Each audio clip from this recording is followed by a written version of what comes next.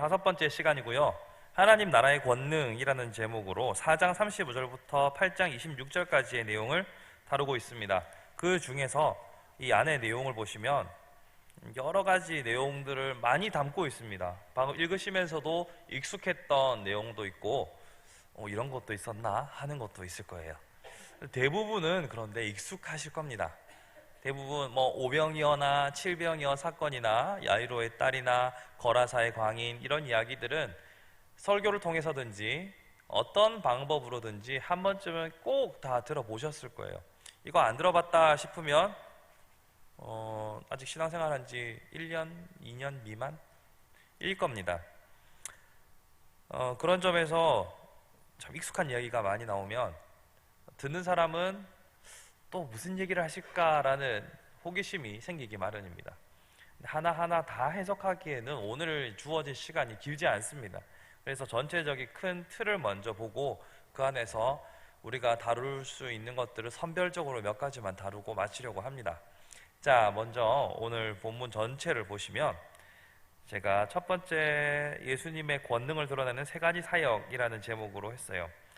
자, 여러분 유화, 수채화가 있고 유화가 있잖아요.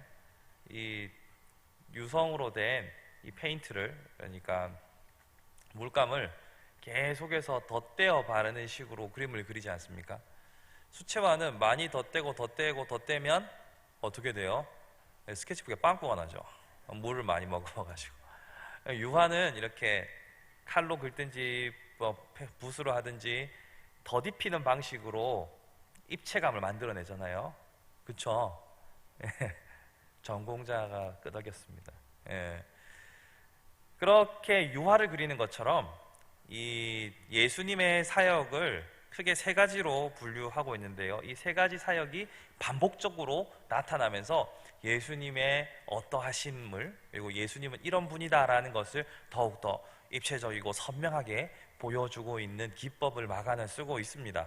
그래서 1번, 2번, 3번 해가지고 각 3개의 사역이 이렇게 각 장에서 각각 4번, 4번, 3번 이렇게 반복되는 것을 제가 표시를 해놨어요. 그러면 여기 괄호 안에 들어갈 내용은 뭘까요? 1번은 축귀, 귀신을 쫓아내는 사역입니다.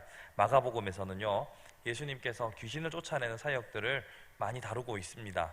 그래서 오늘 우리가 다루는 본문뿐만 아니라 앞에 1장에서도 그리고 3장에서도 귀신을 쫓아내는 장면들이 나타나고 있어요. 그래서 축귀가 1장, 3장, 5장, 7장에 나타나고 있다라고 제가 표시를 해놨죠. 그러면 이 치유의 사역, 두 번째는 치유의 사역입니다. 괄호에 채워 넣으시고요. 치유의 사역도 못지않게 반복해서 나타나고 있습니다. 여기 5장 21절부터 43절을 보면 치유의 사역에 그 안에 2개가 담겨 있어요. 7장에서도 2개가 담겨 있어요.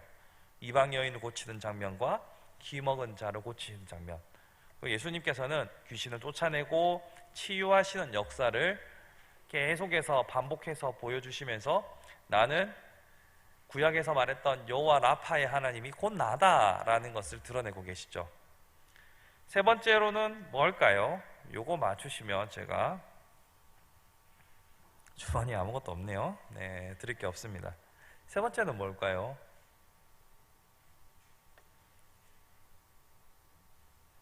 야, 4장 35절부터 41절까지의 내용은 예수께서 파도를 잠잠케 하시는 사건이죠.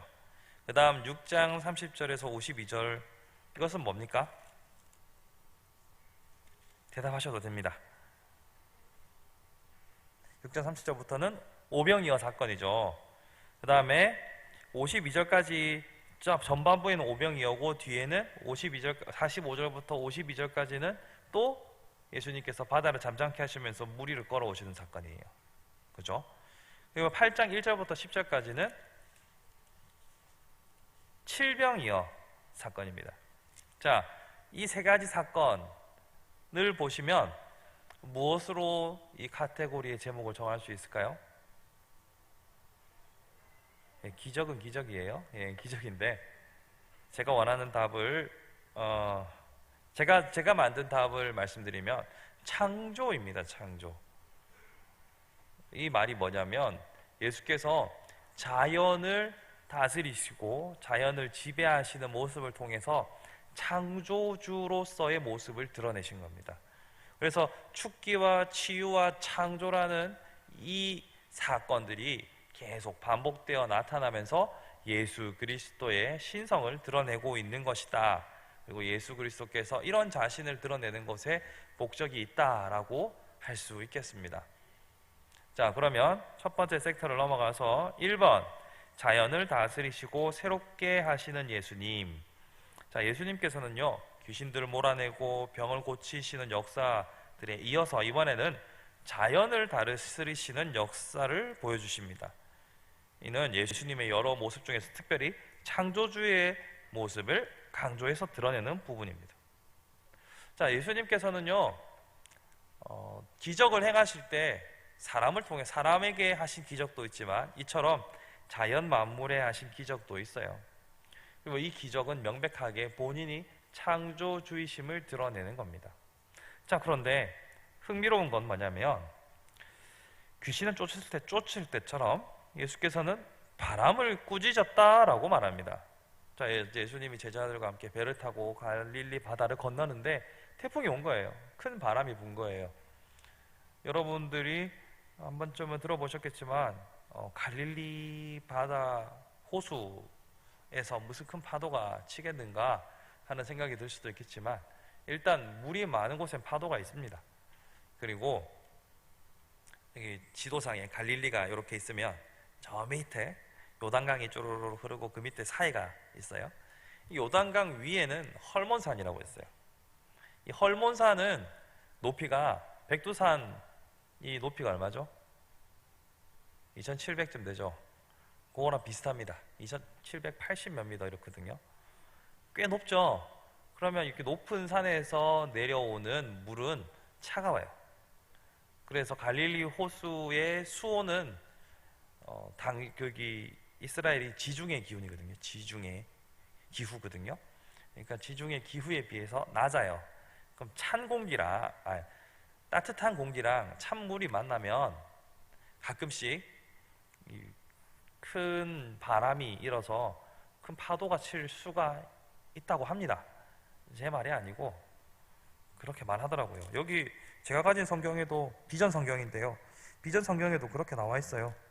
때로는 2m가 넘는 파도를 동반한 폭풍이 몰아치는 경우도 많았다고 한다. 그러니까 그렇대요. 그러니까 이 사람들이 매우 당혹스럽죠. 당황하죠. 근데 예수님께서 파도를 꾸짖으십니다. 이게 흥미로운 지점이에요. 파도를 꾸짖는다. 여기 나와 있는 것처럼 귀신을 쫓을 때 예수님은 귀신을 꾸짖으셨어요. 1장 25절을 한번 볼까요? 마가복음 1장 25절을 보시면 예수께서 꾸짖어 이르시되 잠잠하고 그 사람에게서 나오라 하시니, 꾸짖으시는 것이 귀신한테만 꾸짖는 게 아니라 파도한테도 꾸짖는 거예요. 그러니까 파도가 또 깨갱합니다. 이 장면을 통해서 우리는 예수님의 신성을 볼 수 있지만 또 한 가지 추측해 볼 수 있는 것은 처음 하나님께서 세상을 창조하시고 타락하기 전에는 자연 만물이 우리를 돕기 위해 존재했습니다. 그러나 그 이후로는 자연이 꼭 우리를 위해서 존재하는 것은 아니었어요. 처음 하나님께서 아담에게 네가 죽도록 수고해야 먹을 것을 얻을 것이다 라고 할 때 잡초들이 많이 날 거라고 했잖아요. 각종 엉겅퀴가 나와가지고 뭘 소산을 얻으려면 네가 땀을 흘려야 될걸, 이렇게 말씀하시잖아요. 그걸 보면 자연은 우리 편이 아니었어요. 그런 자연을 향해서 예수님께서 꾸짖는 모습을 통해서 본인이 창조주의심을 드러낼 뿐만 아니라 예수 그리스도를 통하여서 진정한 회복이 나타나는 것에 대한 실마리도 우리는 찾을 수 있습니다. 즉 창조주로서의 신성을 드러내고 있는 장면이죠. 이에 제자들의 반응을 살펴보면 이것도 흥미롭습니다. 제자들이요, 두려워했습니다. 근데 처음에는 이 파도를 두려워했어요. 예수님의 제자들 중에서 어부 출신들이 좀 있잖아요. 근데 그들이 두려웠다고 하니까 제법 파도가 빡셌나 봅니다. 그런데 그들이 두려워하던 장면에서 예수님께서 파도를 꾸짖어서 잠잠케 하는 모습을 보고는 한 번 더 두려워하는 장면이 나옵니다. 자, 4장 35절부터 41절까지를 한번 찾아가 보겠습니다. 먼저 예수님께서 제자들을 향하여 하신 말씀을 보시면 40절에 어찌하여 이렇게 무서워하느냐라고 말하시는 장면이 나오죠. 걔들이 지금 파도를 보면서 엄청 무서워했다는 말이에요. 그러자 41절에서는 그들이 또 두려워하여 서로 말하되 하는데, 이번에는 그 앞에 심히 두려워하여 더 강조되고 있죠. 처음에 바다를 무서워했던 것보다 더 큰 두려움으로 예수를 바라보고 있는 겁니다. 자, 이처럼 우리는 무언가 늘 우리를 두렵게 하는 것들에 휩싸여 살아갑니다. 사실 여러분들은 평안하다 말하지만 평안하기만 하지는 않습니다. 지금 1월 15일이잖아요. 아니, 송구영신 예배 드린 게 엊그제 같은데 벌써 1월에 보름이 지나갔습니다. 세월은 참 살같이 빠르고 내 건강은 자신할 수 없고 내일 일은 모르겠고 어제 봤던 사람이 내일 장례식장 영정사진 얼굴이 있을 수도 있고 모를 일이죠. 그렇게 보면 우리는 두려움 가운데 살아갑니다. 그 두려워하는 자들을 향하여서 예수님께서 기적을 보이시고 혹은 당신이 창조주의심을 드러내면서 우리에게 요구하는 것을 두려워하지 말라는 거죠. 마가복음 6장을 보시면 바다 위로 걸으시는 장면에서 예수님께서는 그들을 향하여서 50절에 두려워하지 말라라고 하십니다. 우리가 두려운 세상에 살아가지만 두려움 없이 살도록 하는 것이 우리 주님의 뜻입니다. 그런데 우리는 이렇게 두렵게 살아갑니다. 첫 번째, 우리의 주어진 환경을 두려워하며 삽니다. 또 어떤 사람들은 이 환경에 대한 두려움을 극복하고 난 후에 또한 하나님을 두려워하며 살아가기도 합니다. 근데 마냥 두려워만 하는 것을 하나님이 원하실까요? 또 그건 아니죠. 심히 두려워하는 것에 대하여서 예수께서는 두려워하지 말라고 뒤에서 말씀하시는 것처럼 주께서 요구하시는 바는 하나님을 두려움만으로 바라보는 것을 원치 않으신다는 거죠. 즉, 우리가 가지고 있는 모든 두려움들에 대해서 우리는 날마다 생각하고 또 생각해야 합니다. 이것이 나의 믿음 없음에서 오는 두려움인 건지, 혹은 내가 하나님의 심판자로서의 하나님뿐만 아니라 그 사랑의 하나님을 제대로 알지 못해서 얻지 못하는 평강, 혹은 하나님을 알지 못해서 느끼는 두려움인 것은 아닌지, 우리가 우리의 두려움 앞에서 두려움의 실체를 볼 수 있는 안목이 필요합니다. 사실 우리는 걱정할 때 무엇을 걱정하는지 잘 모르고 걱정할 때가 있어요. 계속 걱정하다가 걱정의 대부분은 쓸데없는 것들, 일어나지 않을 것들, 가능성이 없는 것들이라고 하는 말들이 있잖아요. 두려움도 마찬가지로 두려움 때문에 걱정이 있는 거니까 우리의 두려움의 실체가 뭔지를 정확하게 보고 그 두려움을 맞서고 고민하고 생각하는 것이 필요합니다. 언제까지 두려워하며 살 것인가, 스스로에게 일가를 외칠 수 있는 것이 필요하죠. 여러분들을 지금 두렵게 하는 것은 무엇입니까? 노화입니까? 아니면 각자 두려운 것들이 있을 거예요. 그런 두려운 것들을 바라볼 때 우리가 옛날에 TF 때 포기를 포기하라 했던 것처럼 여러분이 걱정하는 것이 걱정이 됩니다. 그러니까 두려움으로 걱정하지 마시고 여러분의 두려움의 실체를 정확하게 파악하고 창조주 하나님을 기억하고 또한 그 창조주의 사랑을 기억하면서 모든 순간들의 기쁨으로 감당할 수 있는, 그래서 항상 기뻐하라가 남의 이야기가 아니라 나의 이야기가 될 수 있도록 하는 것이 중요합니다. 여러분, 항상 기뻐하라, 쉬지 말고 기도하라, 범사에 감사하라, 이 말씀은 늘 남의 이야기 같잖아요. 여러분, 이 말씀은 언제나 회피하고 싶잖아요. 쉬지 말고 기도하고 싶지 않고 범사에 감사가 안 되고 항상 슬프기 때문에 우리는 이 말씀이 힘듭니다. 그렇지만 이렇게 우리의 두려움의 실체를 파악하기 시작하면 범사에 감사할 수 있고 항상 기뻐할 수 있게 됩니다. 그렇게 우리 자신을 돌아보는 것이 창조주 하나님에 대해서 우리가 바라보아야 할 중요한 관점입니다. 또한 예수님께서는 5,000명과 4,000명을 먹이신 오병이어와 칠병이어의 사건을 보여줍니다. 이게 참 유명한 사건이죠. 그래서 떡집 중에 오병이어 이런 떡집들도 있더라고요. 떡집을 혹시 오픈하시려면 칠병이어는 아직 남아 있을 겁니다. 네, 칠병이어 이런 거 간판에 쓰셔도 될 거예요. 자, 이 또한 자연의 법칙을 거스릅니다. 처음에 하나님께서 아담에게 네가 땀을 흘려야 땅의 소산으로 먹을 것이다 라고 했잖아요. 근데 여기는 지금 땀을 흘리지 않고, 물론 제자들은 이거 나눠주면서 땀을 흘렸을지도 모르겠어요. 그러나 생선을 위한 땀을 흘린 것은 아니잖아요. 그런데 그런 자연 법칙을 깨고 지금 하나님께서는 우리에게 먹을 것을 공급하시는 거예요. 이것은 마치 에덴 동산에서 아담이 가졌던 직업이 뭔지 기억하십니까? 아담의 직업은 장명가였어요. 맞죠? 장명가로서 이름을 짓는 일 외에 각종 경작이나 재배하지 않았습니다. 그냥 따먹었어요. 주는 대로 먹었습니다. 있는 거, 먹는 거, 널려 있는 거 그냥 아무거나 취식했습니다. 마치 에덴의 모습과 같죠. 그들이 먹는 것을 위하여 땀 흘려 수고하지 않았음에도 불구하고 하나님께서 그들을 먹이시는 거죠. 근데 그 먹이시는 장면마다 예수께서 보여주시는 한마디 코멘트들이 있습니다. 물론 빨간색은 아니에요. 예수께서 그들을 불쌍히 여기셨어요. 자, 먼저 6장을 한번 볼까요? 6장 30절을 보시면, 자, 큰 무리를 보시고 34절에 아니다.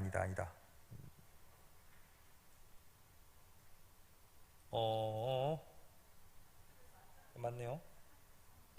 불쌍히 여겨 그들에게 여러 가지를 가르치시고 무엇을 먹을 것이 없다니까 먹이라고 하죠. 또 칠병이어 때도 그들이 가다가 배고파서 쓰러질까 봐서 먹을 것을 주라고 하시죠. 예수님의 이 긍휼히 여기는 마음이 우리가 주목해야 할 지점입니다.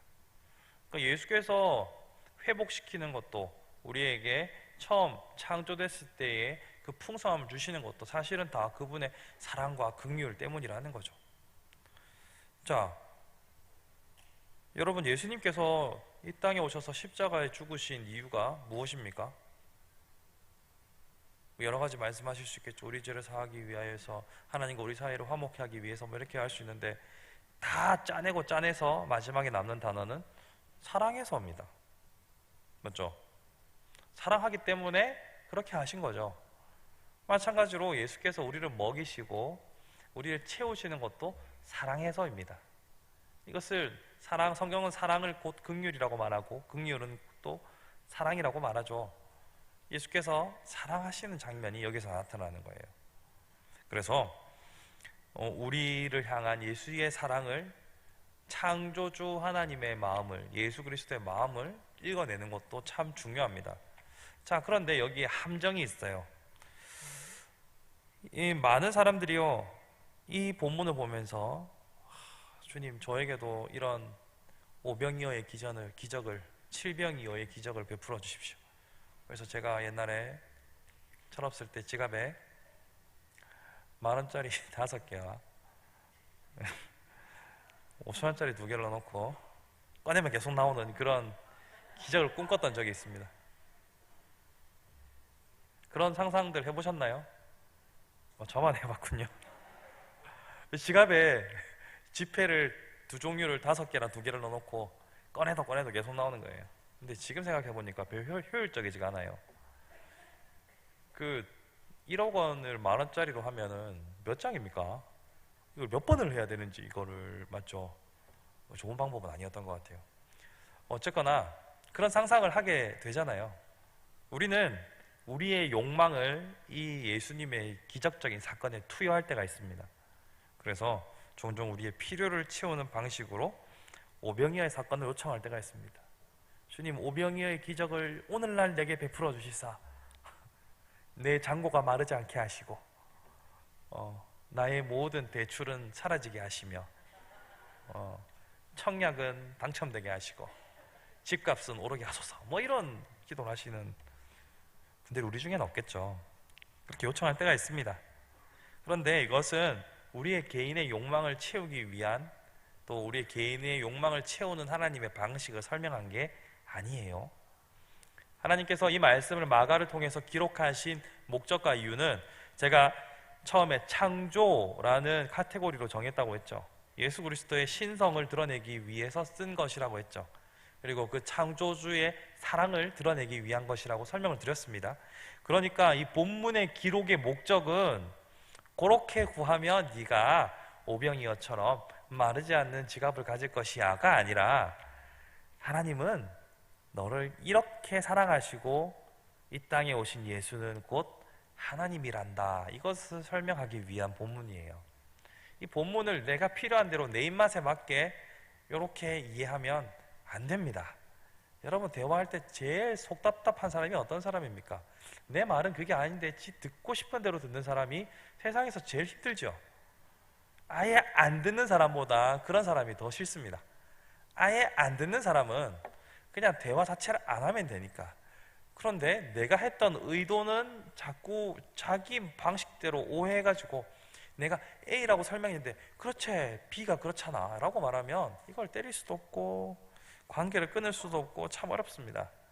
예수님께서 이런 기적을 베푸시고 마가를 통해서 이 본문을 기록한 목적은 예수 그리스도의 신성과 하나님의 긍휼과 자비와 사랑을 보여주기 위함입니다. 그렇기 때문에 이 본문을 오해하여서 주님 내게도 오병이어의 기적을, 칠병이어의 기적을 베풀어 주옵소서 기도하시면 하나님께서 아니야 라고 하실 겁니다. 그러니까 계속해서 항상 말씀을 읽을 때는 그 말씀이 원래 하고자 했던 목적과 의미를 바르게 이해하실 필요가 있습니다. 그러니 언제든지 스스로 말씀을 읽을 때 확신하지 마시고 한 번 더 검토의 과정을 거치십시오. 뭐 부교육자들한테 물어보신다든지, 아니면 주변에 생활을 좀 더 오래 하셨고 저 집사님은 성경을 좀 알더라 하시는 분들이랑 어느 정도 이야기를 통해서 함부로 성경을 오해하시면 안 됩니다. 특히 큐티가 가지고 있는 위험성은 있어요. 큐티의 가장 큰 위험성은 아전인수입니다. 아전인수. 내 방식대로 해석하는 거죠. 그러면 한 번씩 저희가 보면 아닌데 이렇게 할 때가 있어요. 저거 아닌데 왜 그렇게 해석하시지? 이렇게 섬찟할 때가 있어요. 그러니까 항상 적용을 하시되 아닐 수도 있지 않을까라는 의심이 조금이라도 들면 언제든지 물어보십시오. 우리 교회 교육자가 생각보다 많습니다. 이 사람 저 사람 합쳐보면 제법 많으니까 여러분 입맛대로 아무한테 물어보시면 됩니다. 황 목사님 빼고. 황 목사님 바쁘시잖아요, 그죠? 너무 많은 사람들이 담임 목사님에게 개인적으로 민원을 요청하신다거나 개인적으로 질문을 많이 하시면 곤란합니다. 분산해서 일을 좀 나눠줄 수 있도록 해주시는 것이 지혜롭겠죠, 여러분들께서. 자, 그러면 다음 장을 넘어가 보겠습니다. 자, 이번에는 귀신 들린 사람을 고치시는 장면입니다. 앞에 1장과 2장에서도 귀신 들린 자들을 고치시는 장면이 나왔지만 5장에서도 거라사 지방에서 귀신 들린 자를 고칩니다. 이것은 전에도 제가 설교를 한번 했었던 것 같은데, 돼지 2,000마리가 이번 이야기에서는 희생을 당합니다. 저번에 계산 한번 했죠? 2,000마리 한 마리 50만 원 잡으면 약 10억. 10억 원치를 날리면 여러분 기분이 어떨까요? 네, 안 좋은 얘기니까 하지 맙시다. 자, 먼저 바리새인 오타가 여기 있군요. 바리새인을 지우세요. 바리새인을 지우시면, 자, 거라사인부터 시작합니다. 거라사의 지방에서 참.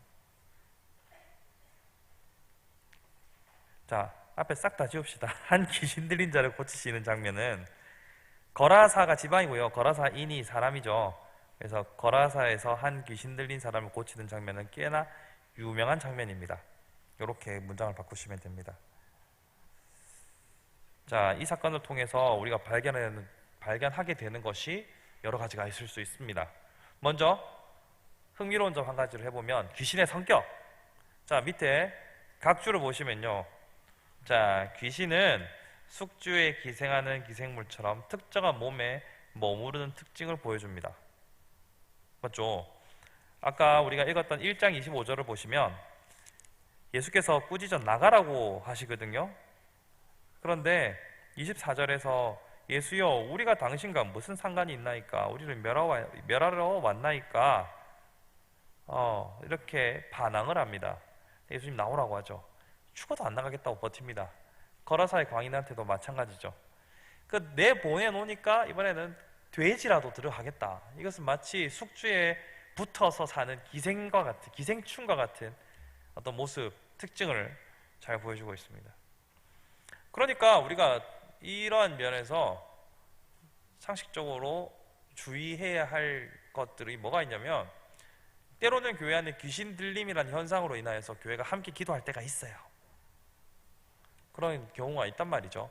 그럴 때 기도로 동참하실 때에는 이게 언제든지 나한테도 올 수 있다라는 경각심을 가지고 기도하는 것이 필요합니다. 맞죠? 얘가 집을 잃으면 어떻게든 새 집을 구하려고 발악한다는 특성이 성경에서 나타나잖아요. 그게 내가 아니라는 보장이 어디 있습니까? 내가 깨어있지 않다면, 내가 성령으로 충만하여 거룩한 전이 되어 있지 않다면 언제든지 넘어질 수 있죠. 그런데 여러분들이 24시간 바르게 깨어있냐는 말이죠. 책망하는 것이 아니라 우리 현실을 직시하자는 거죠. 그러니까 교회가 이런 일들을 감당할 때는 여러분들도 늘 긴장의 끈을 놓지 않고 기도하는 것이 중요하다는 것 한 가지, 또한 언제든지 이 기생할 숙주를 찾아다니는 악한 영들의 세력을 맞서기 위해서는 내가 빈틈이 없어야겠죠. 늘 깨어있는 것이 중요합니다. 또 계속해서 진행해보면 또 능력에 대한 정보, 이렇게 그 귀신 들린 사람을 막 제어하고 쇠사슬도 끊고 막 하는 것을 보고 또 돼지떼들을 몰살시키잖아요. 이게들이 생각보다 힘이 있어요. 여러분, 귀신을 아주, 여기서 말하는 귀신이라는 것은 뭐 백발귀신, 처녀귀신, 뭐 달걀귀신 이런 거 말하는 게 아니고 사단의 수하로서 성경에서 예수 그리스도께 계속 쫓김을 당하는 악한 세력을 말합니다. 이 영적인 존재들은 힘이 있어요, 생각보다는. 그러나 예수 그리스도의 이름으로는 이길 수 있다는 것을 분명하게 전제하셔야 되고, 그 능력을 가지고 있기 때문에 우리는 날마다 성령님 의지해서 예수 그리스도의 이름 의지해서 싸워 나가야 된다는 것을 본문을 통해서 발견할 수 있습니다. 또 한 가지 중요한 것은 뭐냐면, 당시 문화와 인간의 존엄에 대한 의식 수준을 발견할 수 있습니다. 자, 귀신 들린 사람이 지금 어떻게 다루어지고 있는지를 한번 보자고요. 자, 이 사람을 먼저 쇠사슬로 묶어놨다라고 했죠.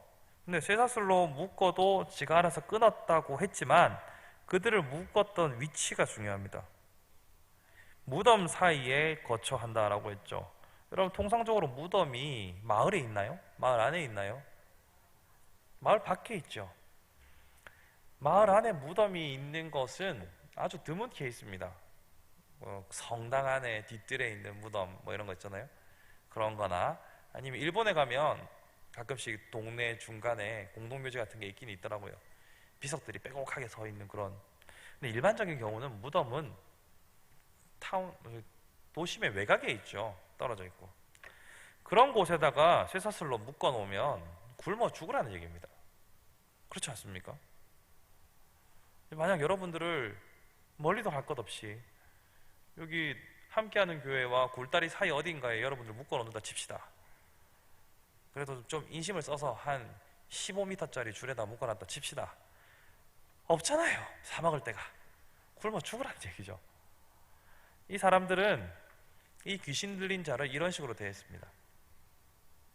만약 쇠사슬로 묶는다 하더라도 마을 주변에 해서 쉽게 먹을 것을 제공할 수 있는 그런 곳에다 해야 되는데, 이렇게 해놨다는 건 죽으란 얘기예요.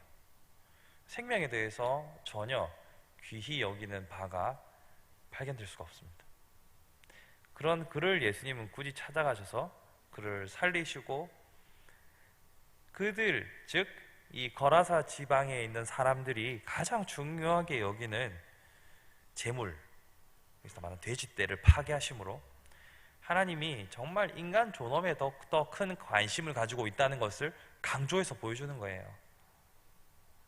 제가 돼지 2,000마리 10억 원 이상의 그 가치보다 한 생명이 귀하다, 단순히 이런 구도로만 말씀드리는 게 아니라 그 가장 귀하다고 여기는 것들을 제거하는 방식으로 뭐가 진짜 귀한지를 보여주시는 거예요. 전에도 설명드렸지만 이 지역에 왜 돼지가 있는가라고 하면 갈릴리는 국제적인 도시예요. 자, 지도를 보시면 갈릴리가 있고 밑에 사해가 있다고 했죠. 예루살렘은 전체를 다 나등분하면 5등분해서 한 5분의 1 지점쯤 남쪽에 있고요. 갈릴리 지역은 요 위쪽에 있는 겁니다. 요 위쪽 동네는 제법 국제적인 교류가 많기 때문에 여러 지역의 사람들이 살았어요. 그러니까 돼지를 키우죠. 이스라엘 유대인들은 돼지 안 먹거든요. 근데 돼지가 많다는 건 국제적인 도시라는 거고, 이 도시의 사람들의 가치의 중심에 물질이 있었던 거예요. 근데 예수님은 아니야, 난 사람을 살리러 왔고 사람을 사랑하는 것이 중요해 라고 말하면서 가장 귀한 것들을 제거하는 방식으로 뭐가 제일 중요한지를 드러내시는 거예요. 이것이 하나님과 하나님 사랑과 이웃 사랑이라는 두 계명이 온 율법과 선지자의 강령이라는 가르침과 맥을 같이 하는 거죠. 예수님은 끊임없이 사람을 향한 사랑을 보여주십니다. 또 7장의 축계 사역도 정말 특이합니다. 수로보니게 여인이면 이방인입니다. 자, 수로보니게가 뭔지 한번 볼게요. 밑에 각주 2번을 보시면 수리아는 지금 이 갈릴리 지방을 중심으로 했을 때 더 북쪽 수리아 지역을 말합니다. 그리고 페니키아의 합상어, 그러니까 팔레스타인 북부 수리아에 사는 페니키아 사람, 베니게 민족을 일컫습니다.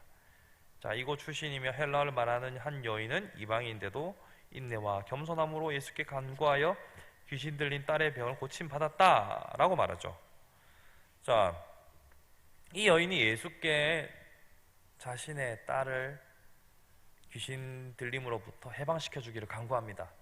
근데 우리가 생각했던 것과 좀 다른 답변이 나와요. 예수께서 넌 유대인이 아니잖아. 야, 내 자식부터 먹이고 봐야지 내가 어떻게 걔한테 주냐 라고 말씀하십니다. 와, 이쯤 말하면 자존심이 상할 만도 하죠. 기분이 좋을 리가 없습니다.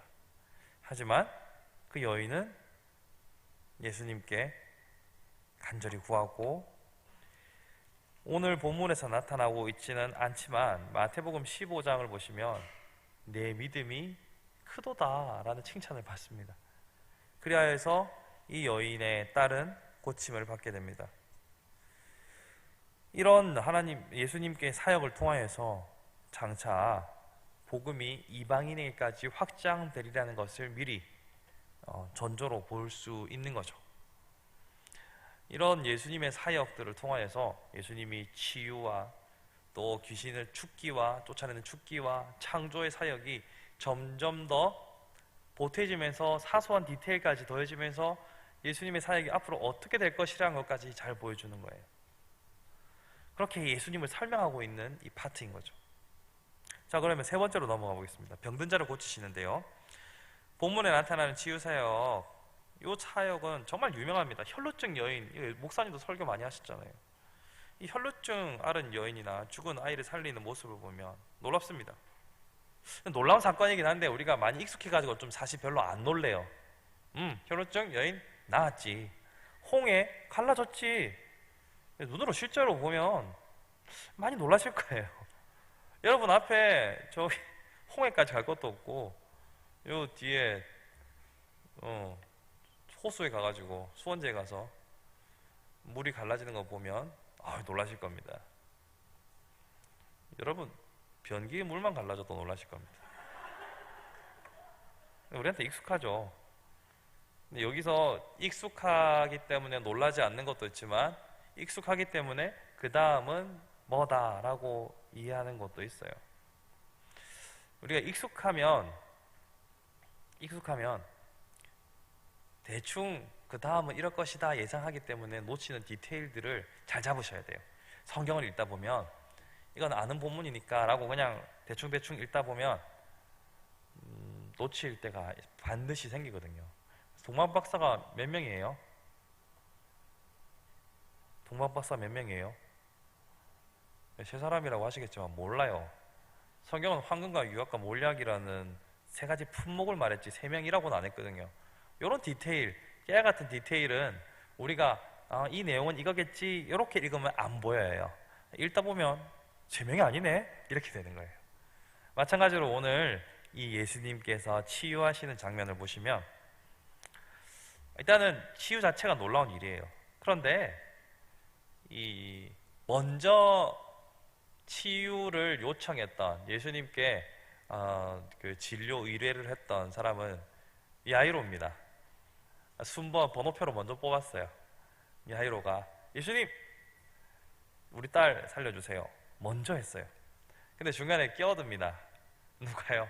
이 혈루증 앓은 여인이 끼어듭니다. 야이로 입장에서는 정말 열받는 일입니다. 지금 총각을 다투는데 어디서 끼어들어. 여러분 새치기 당하면 기분이 정말 더럽잖아요.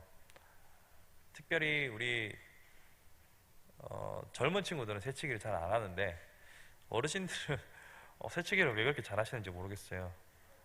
제가 대중교통을 잘 이용 안 하는데 한 번씩 대중교통을 이용하면 왜 이렇게 많이 쑥쑥 들어오시는지 모르겠어요. 제가 어르신들을 비하하는 게 아니라 계속 당해서 억울해가지고 그래요. 엘리베이터 앞에 서 있으면 내리는 게 먼저니까 항상 거리를 두고 서 있잖아요. 그럼 제 앞에 꼭 어르신들이 오시더라고요. 그래서 우리 교인들은 그러지 맙시다 라는 차원에서 홍보를 한번 했고요. 공익 광고였습니다. 야이로 입장에서는 급할수록 새치기 하는 사람들이 더 싫잖아요. 근데 지금 이 여인이 껴들었어요. 그 껴든 것도 열받는데 이 여인은 지금 병명이 혈루증이에요. 피를 흘리는 병이잖아요. 그러면 속한 사람이 거룩하지 않은 부정한 사람이에요. 부정한 사람은 거룩한 무리라고 하기는 그렇지만 일반인들 사이에 섞이면 안 되잖아요. 섞이면 그 섞인 사람들까지 다 부정해지니까 섞이면 안 되잖아요. 근데 지금 그 사이를 비집고 와가지고 예수님의 옷에 손을 댔단 말이에요.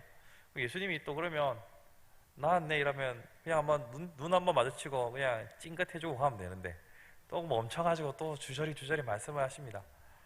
속에 천불이 나죠. 예수님 급하다고요. 근데 여기다가 기름을 갖다 붓죠. 불에다가 무슨 얘기를 합니까? 딸이 죽었다는데요. 뒷목 잡고 쓰러집니다.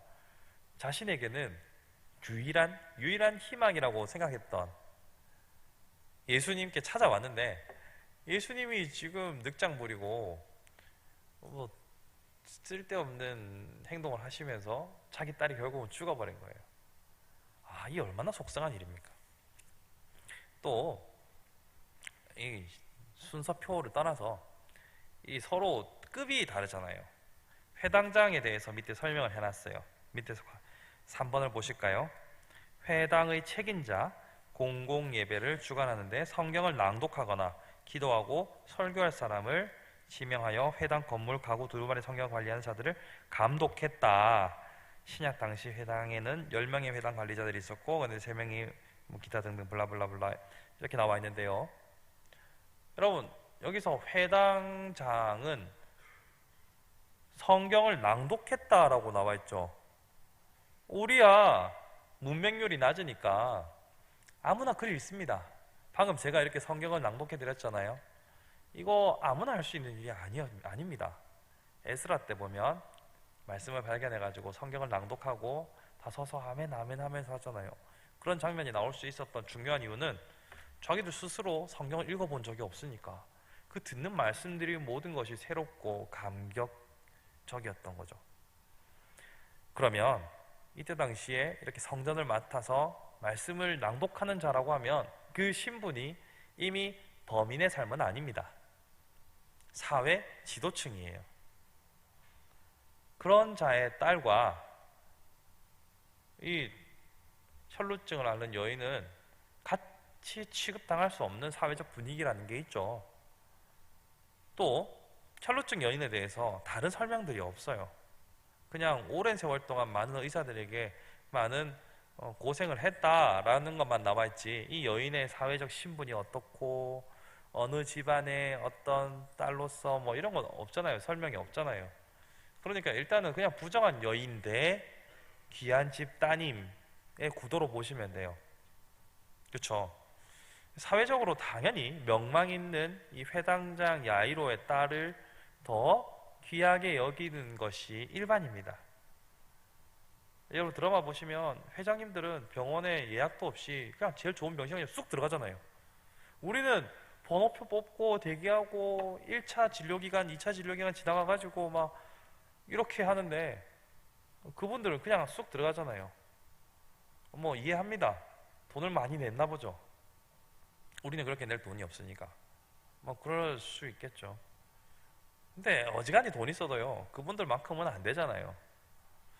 어쨌거나 어떤 사회든지 이런 계층 간의 갈등과 차별은 존재합니다. 근데 예수님께서는요, 그런 거 무시. 그냥 야이로의 딸이나 이 여인이나 그 질병으로부터 노임을 받고 회복되는 것은 똑같이 중요해 라고 하시는 거예요. 야이로의 딸을 향해서 가는 길에 혈루증 여인을 만났을 때 좀 기다려봐, 여기 먼저 해주고 할게, 이런 게 아니고 즉시 필요한 모든 이의 아픔을 공급해 주시면서 동시에 이번에는 그냥 병을 고치는 게 아니라 아예 죽은 자를 살리시는 기적을 보여주시는 거예요. 야이로의 딸이 죽었잖아요. 근데 야, 안 죽었어, 잔다 라고 하니까 진짜로 일어났잖아요. 이걸 보면 예수님께서요, 많은 이들의 예상을 넘어서서 동일하게 사람으로 대하시는 모습을 보게 됩니다. 이건 우리가 많이 놓치는 부분이에요. 자, 이때 당시에 이스라엘과 우리의 상황은 많이 다르지만 우리는 늘 문화의 그 시대의 자녀로, 그 시대의 자식으로 살아갑니다. 그래서 사람 그 자체로 보지 않고 문화의 탈이라는 혹은 문화의 필터를 통해서 사람을 나름의 등급을 매겨서 보게 되는 것이 우리의 일상입니다. 여러분이 노숙자와 아니면 기업의 CEO를 똑같은 눈으로 사람 대 사람으로 보십니까? 쉽지 않습니다. 저도 잘 못하겠어요. 저도 일단은 노숙자분을 대하는 태도와 CEO를 대하는 태도는 아주 미묘한 차이가 있긴 있을 것 같습니다.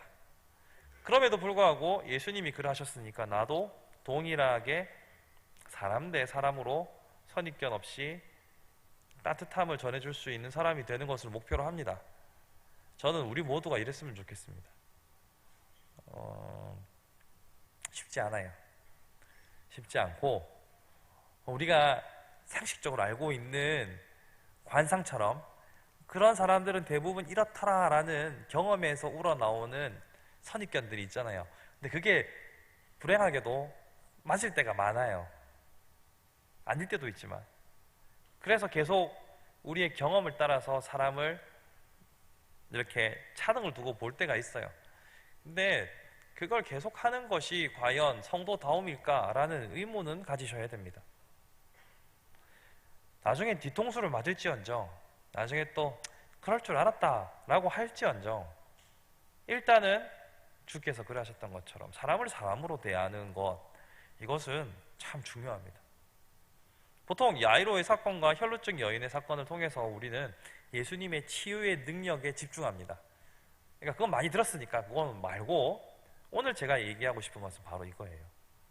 예수님께서 사람을 차별하지 않고 똑같이 사람으로 모셨다는 것. 물론 이렇게 말씀하시는 분도 있을 거예요. 앞에 수로보니게 여인은 예수님께서 개처럼 취급하고 안 그랬잖아요. 그것은 예수님께서 그 여인을 시험하기 위함이셨지. 그리고 그 여인이 가지고 있는 그 믿음을 보시고 그 믿음을 드러내기 위한 장치였다는 것을 분명히 말씀드립니다. 그러니까 그 여인이 그런 수치를 주고 모욕을 준다 하더라도 흔들리지 않는 굳건한 믿음이 있다는 것을 예수님께서는 아신 거예요. 그리고 그 귀한 믿음을 드러내기 위해서 예수님이 평소에 안 하시던 말씀을 하신 거예요. 어이 걔랑 안 놀아 저리 가 이렇게 하신 거예요. 근데 그것은 예수님의 본심이 아니라 그런 장치라는 것을 먼저 말씀드리는 거예요. 그러니까 예수님의 태도를 우리가 기억해 보면 사람을 사람으로 따뜻하게 대할 수 있는 것이 예수 닮기 원한다라고 말하는 우리의 목표에 추가돼야 된다는 거죠. 여러분, 예수님 닮기 원한다라고 할 때 구체적인 목표가 뭐예요? 예수님처럼 능력을 행하는 것에 있습니까? 아니면 예수님처럼 예수님 별로 온유하지 않으셨어요. 성전 청결할 때 보시면 뒤집어 엎고 채찍을 휘두르십니다. 여러분, 사람을 채찍으로 때려본 적 있어요? 있구나, 훈이가. 예, 그 나쁜 거예요. 미안. 예수님께서 화낼 때는 화내셨어요. 그럼 여러분, 예수님을 닮기 원한다라고 할 때 구체적인 사항이 뭐예요? 잘 안 잡히실 거예요. 예수님의 인격, 예수님의 성품, 예수님의 성품과 인격을 하나로 정의할 수 있습니까? 우리가 정의할 수 있는 것은 예수님의 사랑밖에 없습니다. 예수님이 사람을 대하셨던 사랑, 죽기까지 사랑하셨던 그 사랑을 닮아가는 것이 예수를 닮아간다고 말하는 것의 핵심입니다. 또한 예수께서 아버지 하나님을 사랑했던 그 사랑을 닮아가는 것이 핵심입니다. 그러한 의미에서 예수의 치유의 능력뿐만 아니라 예수께서 사람을 대하는 방식 또한 우리가 철저하게 기억해야 할, 그리고 날마다 우리가 돌아보아야 할 중요한 자세입니다. 끝. 다 했어요. 질문, 박수 치지 마시고 질문을 받아야 되니까. 질문이요. 제가 이렇게 질문 맞습니다라고 하면 이게 설교가 아니라 강의였다는 것을 이제 실감이 나시죠? 설교가 되지 않도록 여러분들이 또 설교하고 있네 이렇게 하지 않도록 여러분들이 강의가 될 수 있도록 묻고 답하는 것도 참 좋습니다. 자, 안 하실 거니까 정리를 해볼게요. 우리가 꽤 많은 내용을 다뤘어요. 이 많은 내용 중에 제가 또 바리새인들이랑 또 한판 뜨는 장면도 있었고요. 안 읽고 넘어갔습니다만 여러 가지 이야기들이 나와요. 고향에서 배척받으신 이야기도 있어요. 이것도 다 중요한 얘기인데 오늘 예수님이 이 땅에서 보여주셨던 세 가지 사역을 중심으로 설명을 드리기 위해서 과감하게 뺐습니다. 다음에 또 다룰 기회가 있겠죠. 고향에서 배척받았던 예수님의 이야기도 흥미롭죠. 또 바리새인이랑 앞에 한번 붙었잖아요. 음식에 대한 문제로, 그 다음에 안식일 날 병 고치는 문제로 한판 붙었는데 또 붙어요. 그러면서 이제 예수님이 곧 죽게 되시겠구나 뭐 이런 또 전조가 나타나기도 있어요. 복선이 깔려있는 내용들도 많아요. 그런데 오늘은 이 죽기와 치유와 창조를 중심으로 살펴봤어요. 그리고 이 사역을 통해서 예수님의 하나님 되심을 잘 드러낸다고 말씀드렸고 예수의 사역의 핵심에 사람이 있다는 것을 말씀드렸습니다. 그래서 여러분들도 예수님을 닮아가는 삶이라고 했을 때 그 사랑이 충만한 삶을 위하여서 고민하고 또 고민할 수 있기를 바랍니다. 하루아침에 안 되는 거 저도 알고 여러분도 알죠. 그렇지만 날마다 어떻게 이 사랑을 실천할 것인가 고민하는 우리의 삶을 우리 주님께서 기쁘게 받아주실 겁니다. 그렇게 같이 노력해 봅시다.